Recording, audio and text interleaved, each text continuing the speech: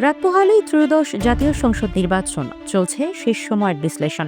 নানা হিসাব নিকাশে ব্যস্ত নানা পক্ষ। প্রচারকালে মাঠের প্রধান দুই দল বিএনপি ও জামায়াতে ইসলামী নিজের শিবিরে ভোটারদের টানতে নিয়োগ করছে সর্বোচ্চ শক্তি। নানা দিক থেকেই এবারের নির্বাচনটা একটু ভিন্ন। দেশের অন্যতম প্রাচীন দল বাংলাদেশ আওয়ামী লীগ এবার ভোটের বাইরে।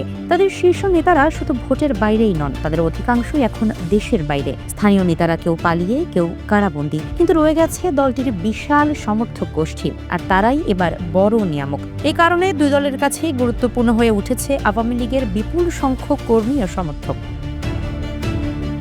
নিজেদের নিরাপত্তা, ভবিষ্যৎ রাজনৈতিক হিসাব নিকাশ এবং স্থানীয় বাস্তবতা মিলিয়ে কোন দিকে যাবেন আওয়ামী সমর্থকরা, এ প্রশ্নটি বড় হয়ে দেখা দিয়েছে। গোপন কক্ষে ঢুকে তারা সিল মারবেন কিসে, এ নিয়ে শোনা যাচ্ছে নানা গুঞ্জন। যদিও ভোটের মাঠের অঙ্ক বলছে আস্থার জায়গা হিসেবে তারা খুঁজে নিয়েছে বিএনপিকে।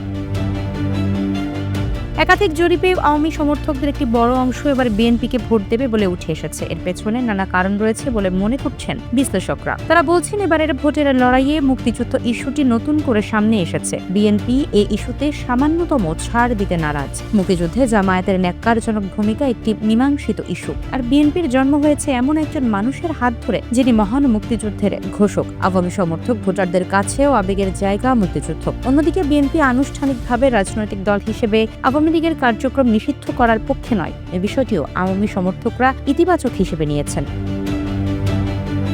এছাড়া রাষ্ট্রপতি মোহাম্মদ শাহাবুদ্দিন চুপ্পুর পদত্যাগের দাবিতে যখন বৈষম্য বিরোধী ছাত্র আন্দোলনের নেতাকর্মী সহ বেশ কয়েকটি সংগঠনের নেতাকর্মীরা আন্দোলনে নামে, সে সময় বিএনপি রাষ্ট্রপতির পদত্যাগের বিরোধিতা করে। বিশ্লেষকদের মতে বেশ কিছু ক্ষেত্রে এমন অবস্থানের কারণে আওয়ামী সমর্থক ভোটারদের একটি বড় অংশ বিএনপির প্রতি তুলনামূলক স্বাচ্ছন্দ্য বোধ করছে।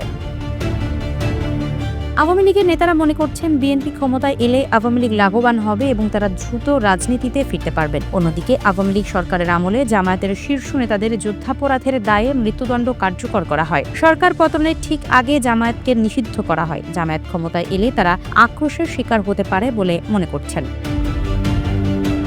সারা দেশে আওয়ামী লীগ নেতাকর্মীদের নির্বাচনী মাঠে থাকার বিষয়টি এখন স্পষ্ট। সরাসরি ভোটে অংশগ্রহণ করতে না পারলেও এই নির্বাচনে আওয়ামী লীগের কর্মী সমর্থকরা অনেক আসনের ফলে গুরুত্বপূর্ণ ভূমিকা রাখবে, সেটিও এখন পরিষ্কার। তৃণমূলের অনেক জায়গায় আওয়ামী লীগের কর্মী সমর্থকদের অনেকেই বিএনপিতে যোগ দিয়েছেন অথবা বিএনপির পক্ষে প্রকাশ্যে ভোট চেয়ে বেড়াচ্ছেন।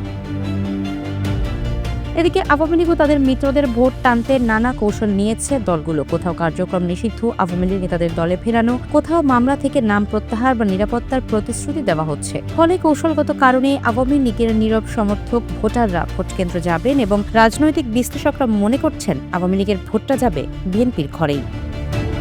News desk, people and politics.